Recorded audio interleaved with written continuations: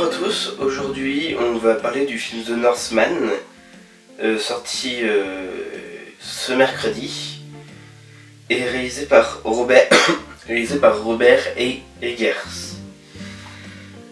avec Alexander Skarsgård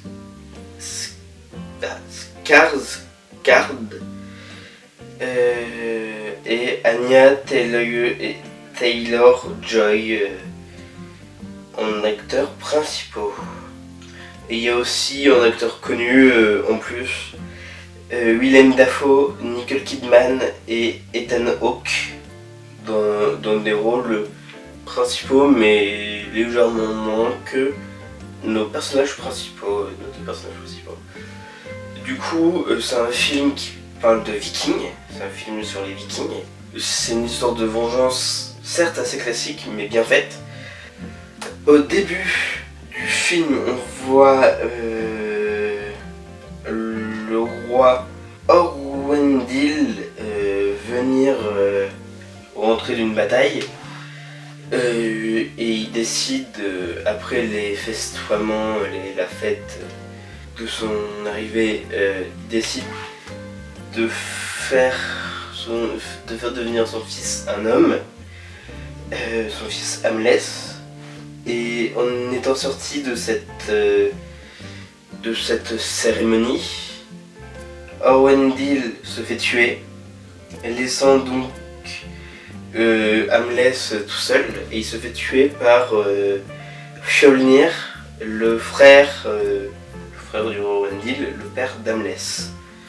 Voilà, et Hamlet décide de partir. Il a 10 ans, il part. Et il devient un tueur un soldat pour un clan viking. Et il massacre des gens, etc. Et le jour où il sait que des esclaves vont aller en Islande, sa terre d'origine, il décide de se faire passer pour un esclave et de pouvoir s'infiltrer chez le roi Fjolnir, qui a pris la place de son père. Un avis rapide, après je vais faire quelques spoilers quand même. Mon avis, c'est que c'est un très bon film. L'histoire se tient. La réalisation est assez lente, mais assez... mais avec tout le temps des éléments, enfin ça nous tient en haleine, dans le sens où certes il y a certains moments assez lents, mais par contre on comprend tout ce qui se passe, et cette réalisation lente fait avancer assez rapidement l'histoire. La réalisation est très bien, le scénario certes très classique, mais assez intéressant dans ce sujet-là. C'est pas pour tous les publics, il y a quand même certaines séquences assez violentes. Au début, il y a une scène de bataille, enfin de prise d'un village, où on voit le personnage de Hamlet se tuer des gens assez violemment, etc.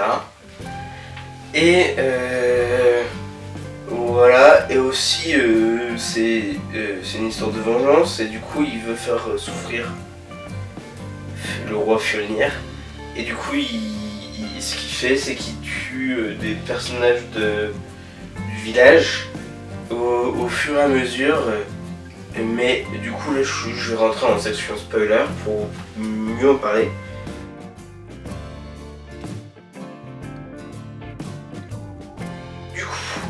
Maintenant, vu qu'on est en section spoiler, je vais vraiment pouvoir développer certains trucs. Du coup, enfin surtout à partir du moment où il arrive en Islande. Quand il arrive en Islande, ce qui est intéressant, il part comme un gosse, et il répète mère je vous sauverai, père je vous vengerai, et Fjolnir je vous tuerai. Il se le répète. Et quand on arrive en Islande, et quand du coup le chemin inverse, on l'entend qui se répète mère je vous tuerai, mère je vous sauverai, père je vous vengerai, Fjolnir je vous tuerai, mais avec sa voix d'adulte. Et on entend aussi 2-3 fois avec sa voix d'enfant ça. Ce qui est intéressant, c'est que on l'entend vraiment au moment où il arrive et qui sait que ça va être pour bientôt ce qu'il va faire. Du coup, c'est vachement bien. Que, comme je l'ai dit, c'est un film assez violent. Et il y a beaucoup de scènes, il y a plusieurs scènes de meurtre. En gros, enfin pas de scènes de meurtre, mais on voit beaucoup de cadavres. Souvent, on voit Fjolnir arriver avec une épée qu'il a trouvée. J'en reparle juste après. On le voit arriver avec son épée, écran en noir, et il le fait la nuit, et du coup le lendemain, on voit la conséquence de ces meurtres et on voit pas le fait qu'il les tué. À part à la toute fin, on voit vraiment qu'il tue des gens, avec le personnage d'Anya Taylor-Joy, qui est précisément le personnage de Olga, il décide d'empoisonner et du coup ils donnent des champignons psychotropes à certains soldats pour que Hamlet puisse faire ce qu'il a à faire, enfin, pour qu'il puisse faire plusieurs trucs. Et à la fin, il décide de tuer sa mère, ses 2 beaux-frères et le nouveau mari de sa femme. Je vais juste reparler de l'épée qu'il a trouvée parce que c'est intéressant. Il y a 2 ou 3 moments, enfin 2 vraiment très marquants où il a des visions et il va quelque part. La première c'est pour lui dire va en Islande, globalement, et la deuxième c'est pour lui dire qu'il y a une épée, qu'il faut qu'il réussisse à la récupérer. Du coup au moment où il va la récupérer, et c'est un plan séquence où en gros il veut prendre l'épée et il y a le roi squelette qui a l'épée. En gros c'est caché dans un bateau complètement enseveli de terre. Il entre, là il veut prendre l'épée, et là il y a le roi squelette, parce qu'il y a un roi, c'est un squelette, et qui devait être roi vu ses habits. Il se lève, du coup, il vient, il tue, il essaye de se battre, contre Hamlet. Et après qu'il a réussi, entre guillemets, à le retuer, dans le même plan, on voit un panoramique et on le voit lui à la position au moment où il a voulu prendre l'épée. Et il la prend et on se rend compte que c'était qu'un rêve. Et ce genre de moments de réalisation sont très bien. Il y a aussi des rêves où il voit les Valkyries qui sont vraiment bien. Je vais juste du coup reparler. Je parle des Valkyries juste après ça.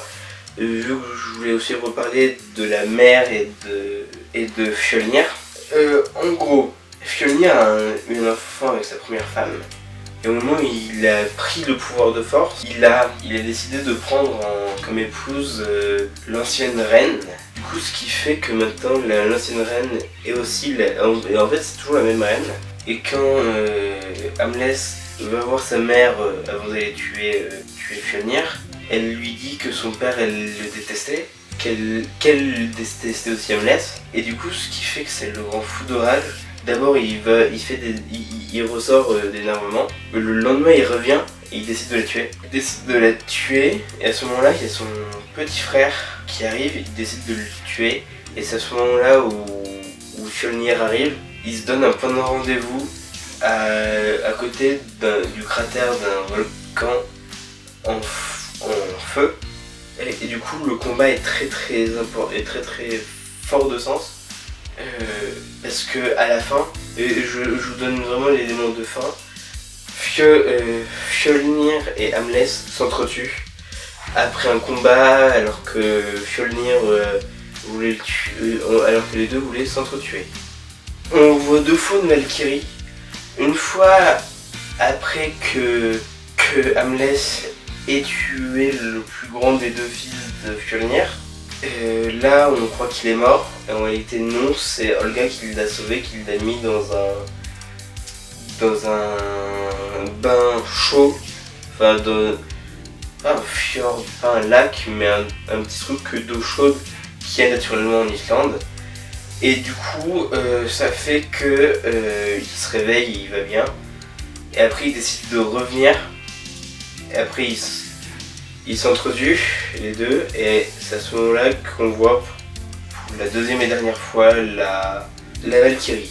Et si je voulais aussi parler d'un élément important par rapport à ce genre de truc un peu fantastique, il y a les visions, comme j'en ai parlé au début, les Valkyries, il y a le combat avec le squelette, et il y a aussi les lignées, le sang des gens. Il est souvent montré comme il y a nos parents en dessous de nous on est au-dessus, nos enfants sont en dessous de nous, comme si c'était un arbre familial chronologique. Et la réalisation est très bien, c'est assez sombre, assez violent comme je l'ai dit. Il y a beaucoup de scènes de combat, beaucoup de scènes de meurtre. Je sais que j'ai pas beaucoup parlé de l'histoire, j'ai plus parlé de choses que je trouve vraiment intéressantes.